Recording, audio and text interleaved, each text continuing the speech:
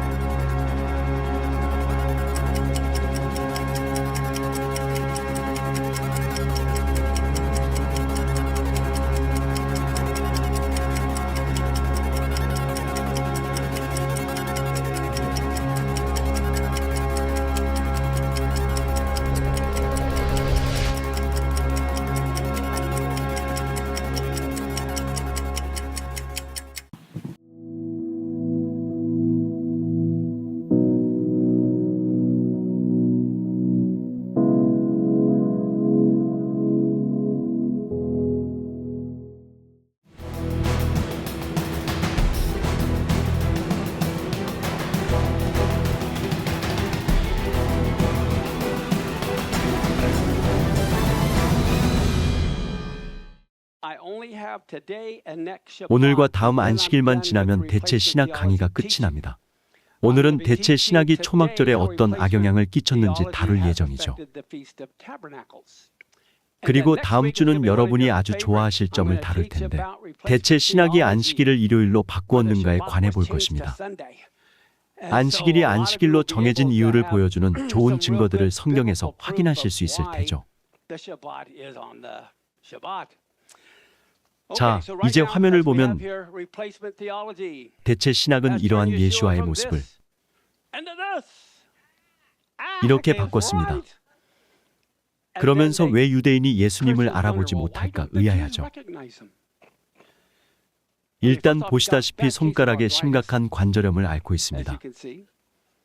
전에 말씀드린 얘기를 기억하실지 모르겠지만 초기 가톨릭은 이러한 그림을 좋아했습니다. 그래서 이렇게 그렸죠. 저 손 모양은 가톨릭이 이교의 것을 접목한 것인데, 가톨릭이 모두에게 보편적인 것으로 느껴지게 하려 한 것입니다. 저 손 모양은 크리슈나교와 불교에서 비롯됐죠. 크리슈나교 신자는 약 10억 명이고 불교 신자는 약 5억 명입니다. 힌두교는 주전 2000년 전부터, 불교는 주전 500년 전부터 이 손 모양을 사용했죠. 이 그림은 예수님, 지저스인데 히브리어와 헬라어에는 J가 없습니다. 영어에도 1600년대까지 J가 없었죠. 그런데 대체 신학이 이렇게 만들었습니다. 또 무엇을 했을까요?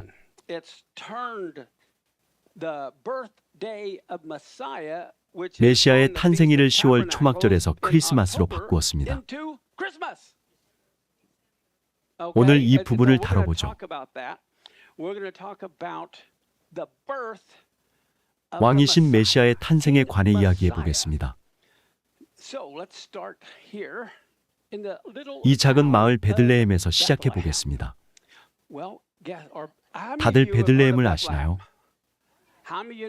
또 베들레헴이 히브리어로 뭔지 아시나요? 베이트레헴이죠. 베이트레헴은 무슨 뜻일까요? 빵집이죠. 글자를 보면 알다시피 베이트는 집을 뜻하고 레헴은 빵을 뜻합니다. 생명의 빵이 빵집에서 태어났다고 생각해 보세요. 이런 우연이 다 있네요. 오늘 왕이신 메시아의 탄생에 관해 다루면서 태어나신 날을 계산하는 법을 배울 것입니다. 참고로 저는 가톨릭 집안에서 자랐기 때문에 가톨릭에 관해 강하게 말할 수 있습니다. 19년간 가톨릭 신자로 살며 신부가 되려고 공부했었죠.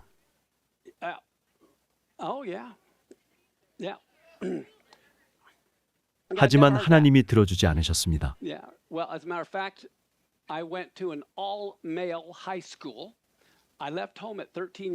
저는 13살에 집을 떠나 남자 고등학교에서 살았습니다. 기숙사가 있는 학교였죠. 4년간 학교에 다니면서 집이 322km나 떨어져 있던 탓에 여름 방학 말고는 집에 갈 수 없었습니다. 13살짜리가 갑자기 집을 떠나니 처음 몇 주는 아주 힘들었지만 나중에는 좋았죠. 그 고등학교는 신부가 되기 위해 공부하는 예비 신학교였습니다. 그렇게 고등학교를 졸업한 후 저는 다 집어치우고 결혼하고 싶다고 생각했죠.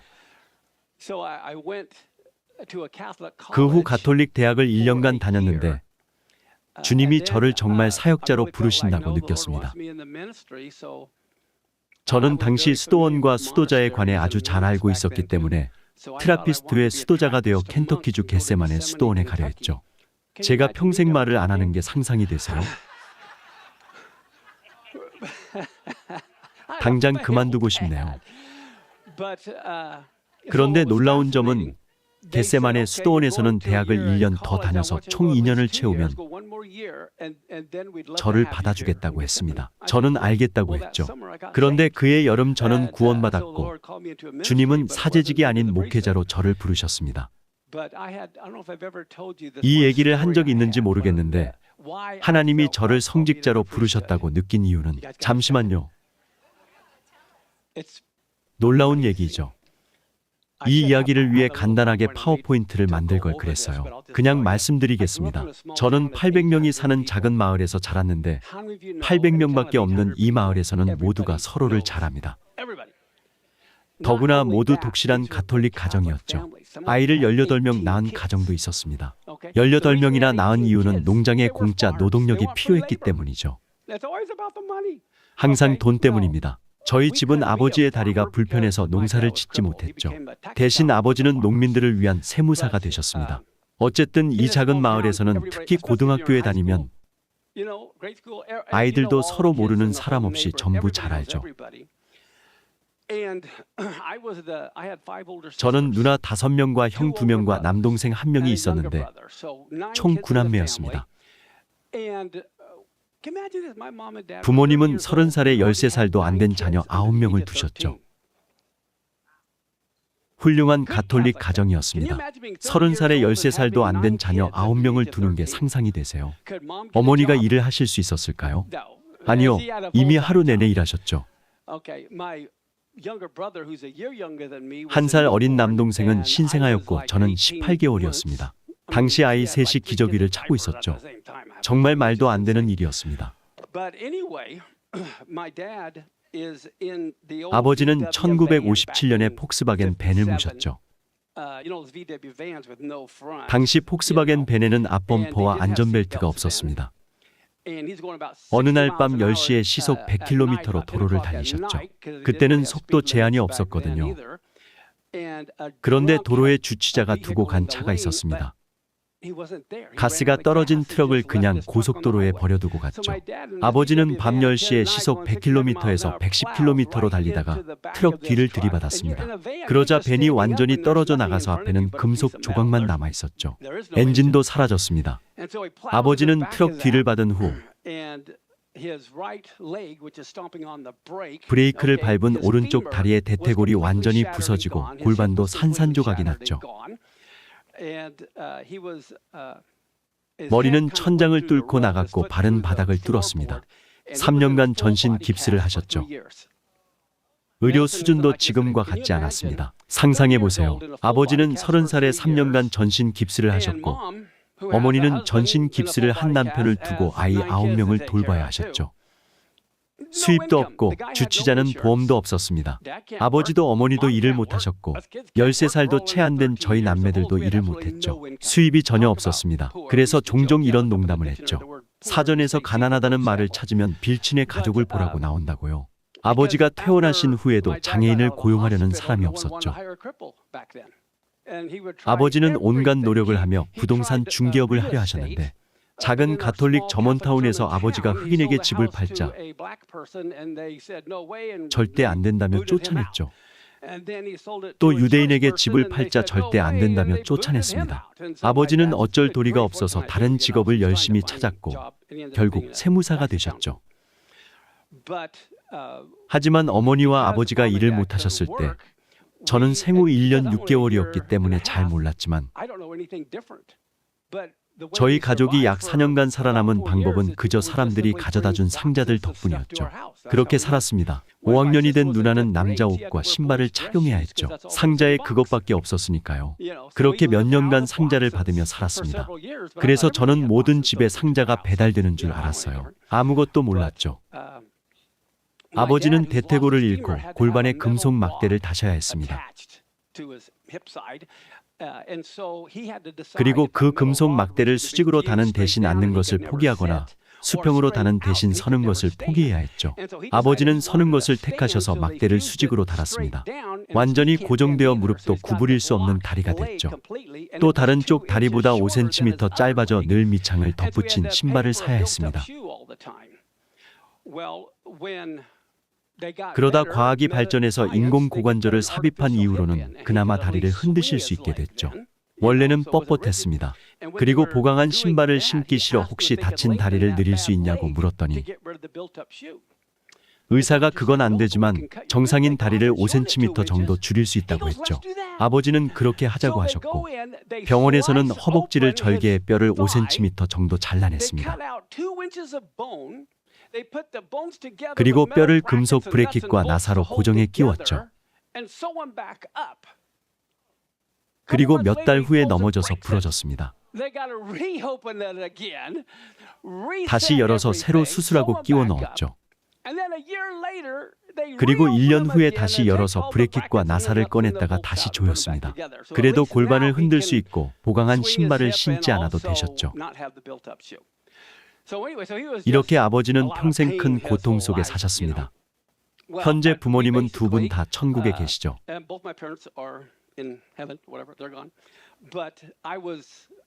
저희 남매들은 관심을 많이 못 받았고 특히 저는 뒤에서 두 번째 막내였기 때문에 아무도 저를 사랑하지 않는다고 느끼고 우울해했습니다. 그래서 8학년 때 가출했죠. 가족들이 볼 수 있도록 쪽지를 쓴 뒤 침대에 붙였습니다. 아무도 날 사랑하지 않으니 가출한다고요.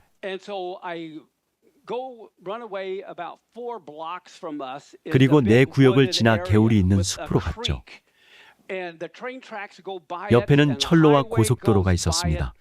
밤 10시쯤이었죠. 어머니는 주말 동안 수련회를 가셔서 집에는 아버지와 1살 어린 7학년 남동생, 2살 많은 여고생 누나가 있었죠. 나머지는 다 커서 떠났습니다. 남매 셋과 아버지만 남은 때에 쪽지를 남기고 가출한 거였죠. 당연하게도 누나와 남동생은 저를 찾아다녔습니다. 밤 10시에 저를 찾으러 다녔죠. 배낭과 침낭을 챙긴 저는 기차선로 옆에 누워 소위 떠돌이 일꾼이 되려 했습니다.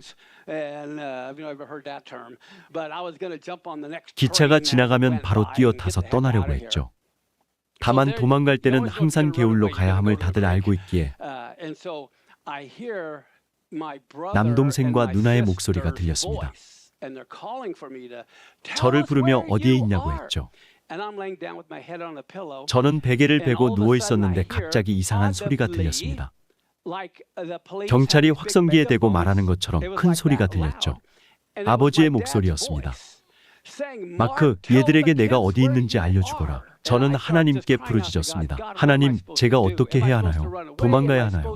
집으로 돌아가야 하나요? 남동생과 누나가 부르는 소리를 들으며 하나님께 부르짖었죠. 그리고 아버지 같은 목소리가 다시 쩌렁쩌렁하게 들렸습니다. 마크, 얘들에게 내가 어디 있는지 말하거라.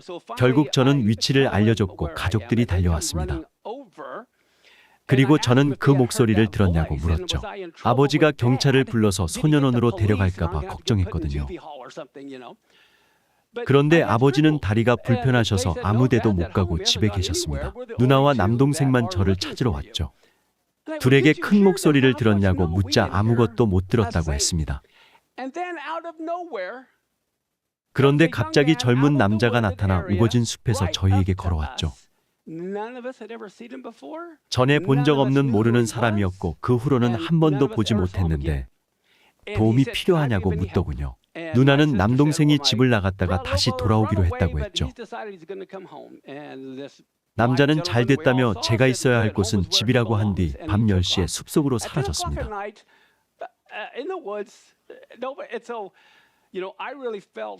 저는 이 일을 겪고 하나님이 저를 사역자로 부르신다고 느꼈죠. 다만 저는 그게 신부가 되는 것이라 생각했고 사제직을 받으려 했습니다. 그리고 저는 비슷한 일을 몇 번 더 겪었죠. 정확히 뭐라고 설명할 수 없는 일들을 보고 들었습니다. 그 경험들 덕분에 저는 계속 힘을 얻고 앞으로 나아갈 수 있죠. 자, 다시 강의로 돌아와서 누가복음 1장 5절을 보면 유대 왕 헤롯 시대에 어떤 제사장이 있었나요? 아비야 계열의 사가랴라는 이름의 어떤 제사장이 있었는데 아버지를 뜻하는 아부와 하나님을 뜻하는 야를 합쳐서 나의 아버지 하나님이라는 뜻입니다. 그의 아내는 아론의 딸들에게 속한 자로 이름은 엘리사벳이더라. 아실지 모르겠지만 아론도 엘리세바라는 이름의 여자와 결혼했죠.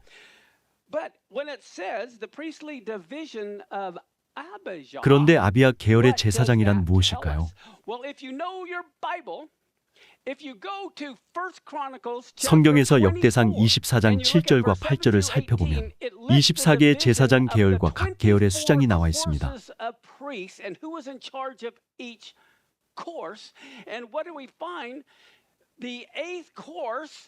여기서 8째 계열이 아비야에게 주어진 것을 알 수 있죠. 또 흥미롭게도 9째 계열은 예수아에게 주어졌습니다. 어쨌든 8째 계열이 아비야 계열이죠. 말씀에 이렇게 적혀 있습니다. 그러니 방금 본 말씀이 언제 일어났는지 알 수 있죠. 누가복음 1장 8절을 보면 마침 사가랴가 자기 계열의 순서대로 하나님 앞에서 제사장 직무를 수행할 때 제사장 직무의 관례에 따라 그가 제비를 뽑아 주의 성전에 들어가 분향하더라. 사가랴가 자기 계열의 순서대로 하나님 앞에서 제사장 직무를 수행할 때 제사장 직무의 관례에 따라 그가 제비를 뽑아 주의 성전에 들어가 분향하더라. 그리고 역대상 24장을 보면 이제 아론의 아들들의 구분은 이러하니라. 아론의 아들들은 나답과 아비후와 엘르아살과 이다말이라. 그러나 나답과 아비후가 아버지보다 먼저 죽었고 아이가 없었으므로 엘르아살과 이다말이 제사장 직무를 수행하였더라. 역대상 24장 10절을 보면 7째는 학고스요 8째는 아비야요 19절을 보면 이와 같은 순서로 그들이 주의 집에 들어가 주 이스라엘의 하나님께서 자기들의 조상 아론에게 명령하신 대로 그의 밑에서 자기들의 규례대로 섬겼더라. 이렇게 계열을 나눠 섬겼죠. 모세의 시대는 1500년 전이고 다윗의 시대인 1000년 전부터요. 다윗이 이렇게 계열을 정했습니다. 그리고 예수아의 시대까지 1000년간 지켰죠. 여기서 크리스천은 잘 모르는 흥미로운 점이 있는데 그가 제비를 뽑아 주의 성전에 들어가 분향하더라. 제비 뽑기를 했다는 거죠. 당시 제사장은 수십만 명이었고 향은 하루에 2번 피워야 했죠. 아침과 저녁에요. 아침 저녁으로 하루 2번 분향하는데 365 곱하기 2하면 대충 700이 나오죠. 하지만 제사장은 10만 명 정도 있었고 다들 자기가 분향하고 싶어 했습니다. 그리고 분향은 평생 단 한 번만 할 수 있기에 한 번 뽑히면 다음에는 뽑기에서 제외됐습니다.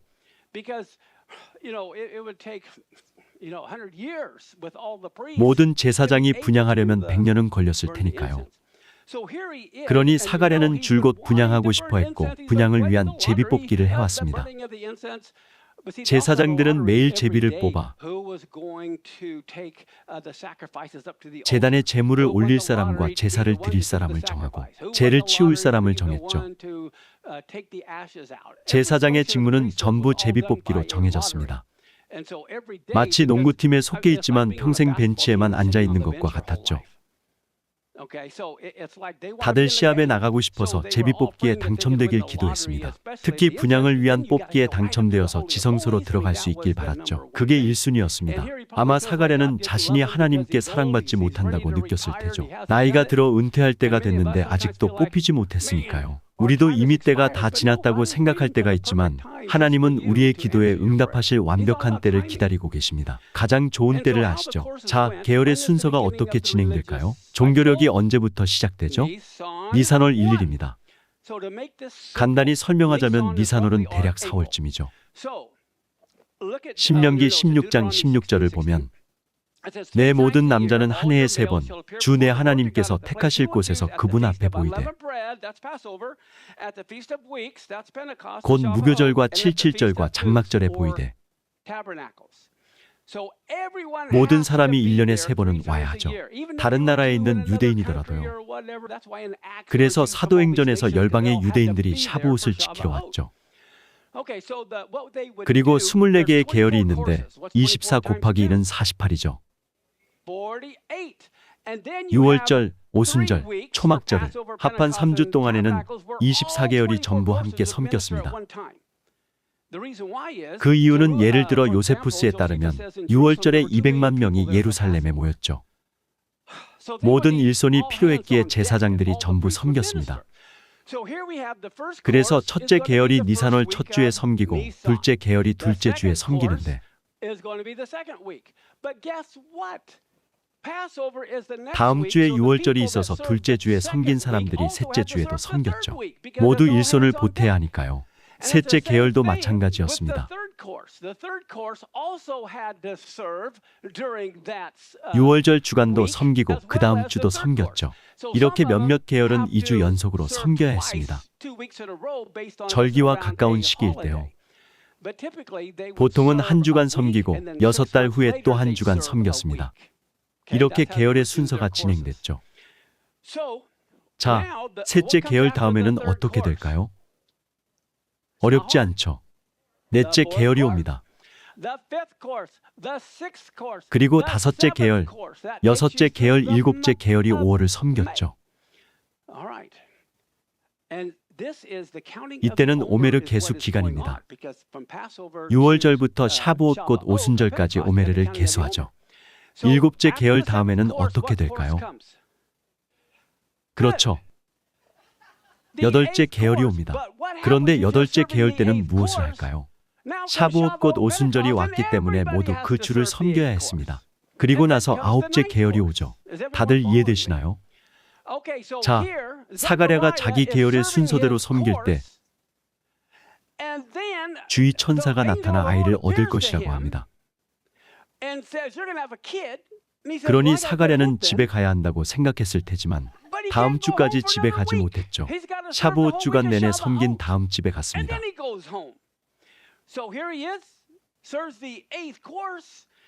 이렇게 여덟째 계열 때를 한 주간 섬기고 그 다음 모두가 샤브옷을 지키러 왔죠. 사람들로 붐볐습니다. 출애굽기 15장 2절을 보면 100만 명이 모였죠. 그래서 모든 계열이 전부 섬겼습니다. 다시 노트를 보면 누가복음 1장 10절과 11절에서 백성의 온 무리는 분향하는 시간에 밖에서 기도하더라. 주의 천사가 그에게 나타나 분향 제단의 오른쪽에 서며 사가랴가 분향하고 있었죠. 여기서 무리로 번역된 헬라어 단어는 플레토라입니다. 이게 무슨 뜻일까요? 엄청 많았다는 거죠. 샤브옷이었니까요. 기독교적 사고 대신 히브리적 사고를 이해하고 이 계열들을 알면 사가랴가 샤브옷을 섬기고 있음을 알 수 있죠. 그러면 주님이 샤브옷에 임하신 일도 이해할 수 있습니다. 출애굽기에서 주님이 샤브옷에 임하셨죠. 그리고 다시 신명기 16장 16절을 보면 모든 사람이 3번 주님 앞에 보여야 하죠. 그래서 무교절과 칠칠절과 장막절의 사람들로 가득한 것입니다. 그리고 누가복음 1장 23절과 24절을 보면 그가 자기 직무의 날들을 다 마친 뒤 곧 떠나서 자기 집으로 가니라. 그날들이 지난 뒤에 몇 달 몇 년이 아니라 며칠이었죠. 그의 아내 엘리사벳이 잉태하고 숨어 지내며 몇 달간 숨어 지냈나요? 자, 달력을 보면 사가랴가 2주를 섬기고 어떻게 하나요? 집으로 가죠. 그리고 엘리사벳에게 아이를 갖자고 합니다.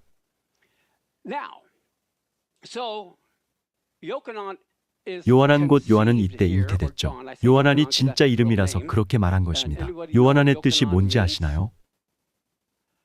도움을 드리자면 하나님 무슨 뜻이죠? 은혜와 긍휼입니다. 요한화는 하나님의 긍휼과 은혜이죠. 그런데 요한이라고 하면 이 뜻을 알 수가 없습니다.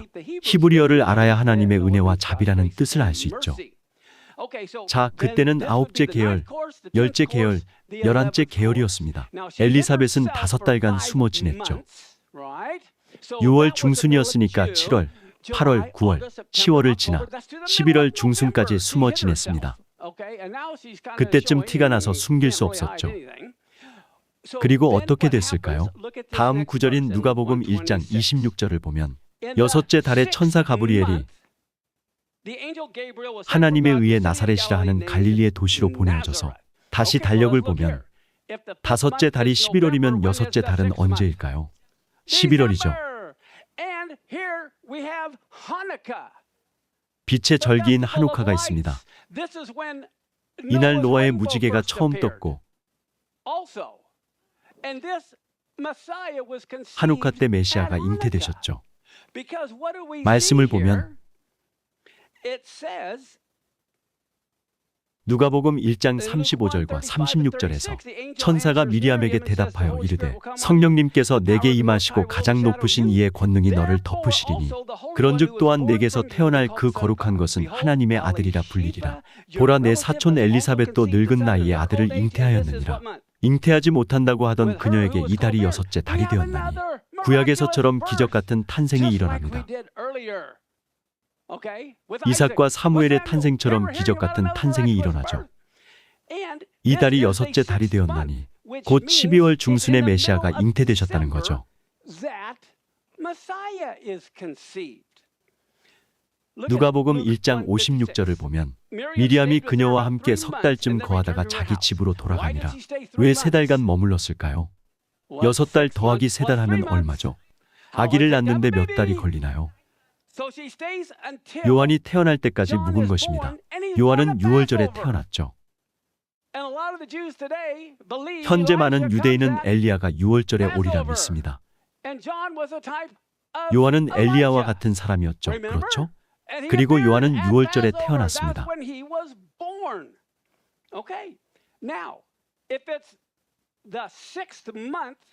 요한화는 11월에 복중 6개월이 됐고 11월 말에 미리암은 임신을 했죠. 요한이 태어난 날에 엘리야의 잔을 놓았습니다. 12월 말에서 9달을 더하면 언제가 될까요? 9월 말이죠. 수컷 기간입니다. 메시아가 겨울인 12월 25일에 태어나시지 않았음을 이렇게 쉽게 알 수 있죠. 수꽃에 태어나셨습니다. 일부 메시아닉 지도자와 사람들은 메시아가 6월절에 태어나셨다고 하는데 여태 들어본 주장 중 가장 터무니없죠. 그 이유를 증명해 드리겠습니다. 선생님들을 탓하는 건 아니지만 정말 바보 같은 말이죠. 자, 노트에 적힌 말씀을 보겠습니다. 누가복음 2장 6절과 7절을 보면 그들이 거기 있을 때에 그녀가 해산할 날들이 다 차매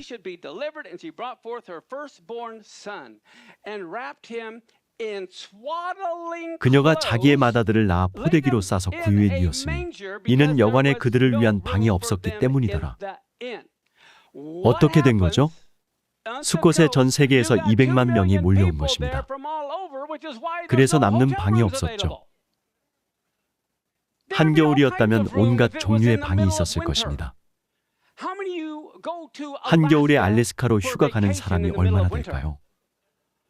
그에 비해 하와이로 가는 사람은 또 얼마나 될까요? 알래스카는 한여름에 가겠죠. 여관이 다 찼는데 12월에 태어나셨다고 생각하는 건 멍청한 일입니다. 그때는 아무도 안 가죠. 여관이 다 찼다는 것 자체가 3대 절기 중 하나였음을 증명합니다. 6월절이나 오순절이나 초막절인 거죠. 다만 앞서 24계열을 살펴봤을 때 주님은 분명히 수꽃에 태어나셨습니다.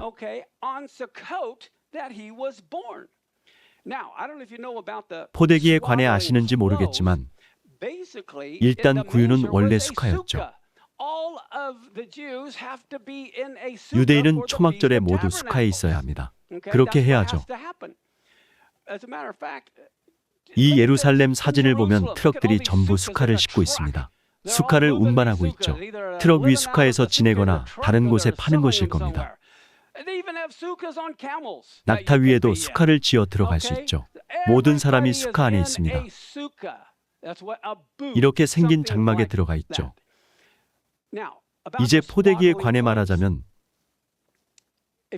제사장의 아마포 의복을 기억하시나요? 제사장은 전부 흰 아마포 옷을 입고 절대 옷을 빨지 않죠. 의복에 제물의 피가 잔뜩 묻으면